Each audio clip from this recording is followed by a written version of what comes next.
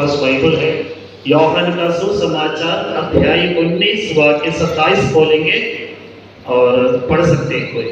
इसके बाद उन्होंने उससे शिष्य से कहा, यह तुम्हारी माता है। उस समय से उस शिष्य ने उसे अपने यहाँ आश्रय दिया। ठीक है, तो प्रभु यीशु क्रूस की मृत्यु, क्रूस पर मरते समय अपने शिष्य यूहन्ना से कहा, यह तुम्हारी माँ है। तब से लेकर उस शिष्य ने उसको अपने यहाँ आश्रय दिया। हालेलुया। प्रभु यीशु ने अपनी माँ को मरते समय किसको दिया? किसको दिया? बोलो। अपने शिष्य को दिया, है कि नहीं? अपने शिष्य को दिया। तो मां मरियम यीशु ने किसके लिए दिया है? यीशु के शिष्यों के लिए। हालेलुया। किसके लिए दिया है? यीशु के शिष्यों के लिए। तो आज अच्छी तरह से सुनना, कुछ जरूरी बात हम गहराई से समझने जा रहे हैं। शिष्य क्या है, भक्त क्या है? हम क्या है? शिष्य है कि भक्त है? पता नहीं। बहुत सारे ईसाई लोग केवल भक्त है, आपकी बात नहीं। बहुत सारे ईसाई लोग, शायद मेरे भी, पता नहीं, देखना पड़ेगा। आज तो वचन सुनकर हम परखेंगे कि मैं केवल एक भक्त हूं या सचमुच में एक शिष्य हूं। मां किसको दिया है? भक्त को दिया कि शिष्य को दिया? शिष्य को दिया, इतना तो मालूम है। हालेलुया। मत्ती का सुसमाचार अध्याय 28 वाक्य 19 में प्रभु का वचन में लिखा है, शिष्य लोगों से यीशु कहते, दुनिया के कोने कोने में जाकर सारी सृष्टि को मेरे शिष्य बनाओ। है ना? क्या लिखा है? 28:19 में क्या लिखा है? शिष्य बनाओ लिखा है ना?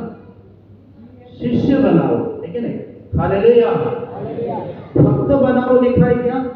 नहीं। लेकिन प्रिय मेरे भाइयों बहनों, हम लोगों को क्या हो गया?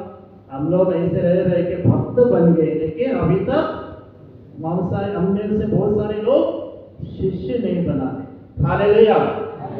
भक्त और शिष्य में क्या फर्क है? किसको भक्त बोलेंगे? जो भक्ति निभाते हैं।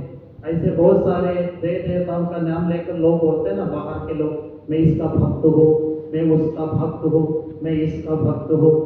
हमारे कैथोलिक चर्च में भी लोग बोलते हैं, मैं माता मरियम का भक्त हूँ, मैं संत अंतोनी का भक्त हूँ।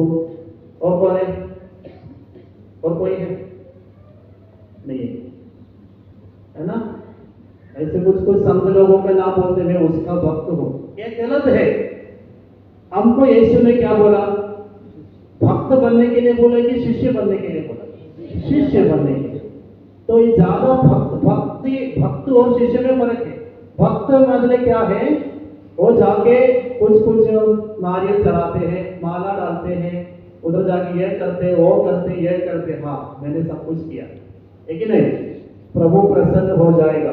बाकी तुम्हारे जीवन में कोई परिवर्तन नहीं, है कि नहीं? सिर्फ धार्मिक कार्य को पूरा करता है।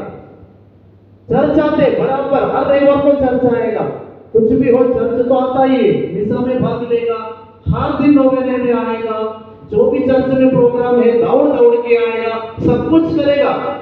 लेकिन हम भक्त में ही कभी कभी सीमित हो जाते हैं। हालेलुया। हालेलुया। कई तीर्थ स्थान जाएंगे, कहाँ गए आप लोग?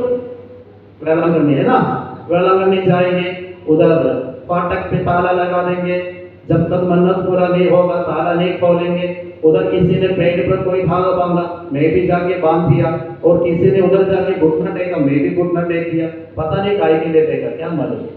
उसने ताला लगाया, मैं भी ताला लगाया, उसने मोती खरीदा, मैंने भी खरीदा, उसने ऐसे किया, उसने शॉल चढ़ाया, मैंने भी चढ़ाया, उसने साड़ी चढ़ाया, मैंने भी चढ़ाया। ये सब सिर्फ भक्त का काम है। हालेलुया। समझ में आया? अभी महू इंदौर में संत अंतोनी का त्योहार में आते, सब जाते हैं, कोई ताला अंतोनी का धागा है करके सब बांध के आते हैं। सब भक्ति का कार्य है, उसमें मैं कोई बुराई नहीं कर रहा हूँ, जो कर रहे आपका विश्वास है। लेकिन यीशु ने हमको भक्त बनने के लिए नहीं बोला, शिष्य बनने के लिए बोला। शिष्य बनने के लिए सबसे पहले क्या सिखाया? किसी को मालूम है? नारियल चढ़ाओ ऐसे बोला? क्या बोला? कैसे अनुसरण करना है? बोलो बोलो। क्या होगा? नहीं, रोबिन को मिल रहा है, बोलो इधर पीछे। जो मेरा शिष्य बनना चाहते हैं, क्या करने के लिए बोला? अपना क्रूस उठाकर मेरे पीछे खोलो। हालेलुया। शिष्य बनने के लिए सबसे पहले यीशु ने सिखाया 1 क्विंटल नारियल लेकर आओ, चर्च में चढ़ाओ, ऐसे सिखाया नहीं। जो मेरे शिष्य बनना चाहते हैं वो सबसे पहले अपने रोज का, प्रतिदिन का क्रूस उठाकर मेरे पीछे खोले। ये शिष्य बनने का सबसे पहला नियम है। हालेलुया। हमें से कितने लोग तैयार हैं? क्रूस उठाने के लिए कोई तैयार? जुलूस में तो क्रूस उठाएगा, वो तो बहुत सारे लोग आते हैं क्रूस उठाने के लिए। क्रूस रास्ते में झगड़ा होता है क्रूस उठाने के लिए, वो क्रूस नहीं। जीवन का क्रूस, दुख तकलीफ, एक ईसाई होने के कारण जो दुख आता है, परिवार को चलाने के लिए दुख आता है, ईमानदारी का जीवन जीने के लिए दुख मिलता है, क्रूस मिलता है। एक माँ को जीवन में, परिवार में दुख मिलता है, क्रूस मिलता है। ईमानदारी से नौकरी करने के कारण किसी को दुख मिला है, क्रूस मिला है। एक सत्य के लिए खड़े हो गए, इसके लिए जीवन में क्रूस मिला है, इसको बोलते हैं क्रूस।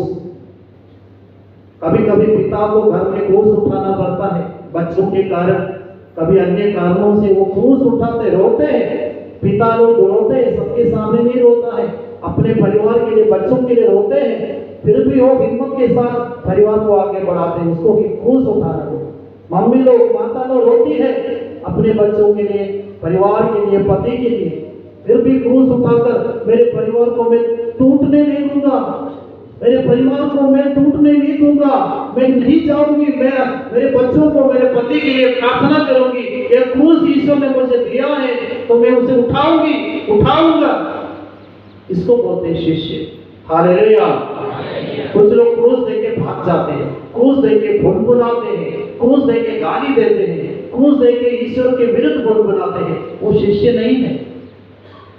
क्रूस दो प्रकार से आते हैं। एक, आप ईमानदारी का जीवन जीता है इसलिए आपको क्रूस मिलता है। कभी कभी आपकी गलती के द्वारा क्रूस मिलता है। आपने आग में हाथ डाल दिया, ये आपकी गलती है ना? ए भगवान, ऐसे क्यों हो गया? भगवान से पूछने से कोई मतलब है क्या? नहीं, ये हमारी गलती है। तो हमारी गलती से भी कुछ दुख आता है, उसकी बात लो, आपकी गलती आप